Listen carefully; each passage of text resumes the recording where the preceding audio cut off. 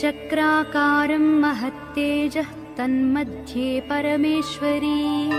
जगन्माता जीवधात्री नारायणी परमेश्वरी व्यूहतेजोमयी ब्रह्मानन्दिनी हरिसुन्दरी पाशाङ्कुशेक्षुकोदण्डपद्ममालालसत्करा दृष्टा त्वां मुमुहुर्देवाः प्रणेमुर्विगतज्वराः तुष्णुवुः श्रीमहालक्ष्मीं ललितां वैष्णवीं परां श्रीदेवाः उवाच जय लक्ष्मी जगन्मातः जय लक्ष्मी परात्परे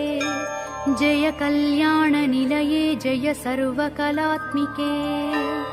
जय ब्राह्मी महालक्ष्मी ब्रह्मात्मिके परात्मिके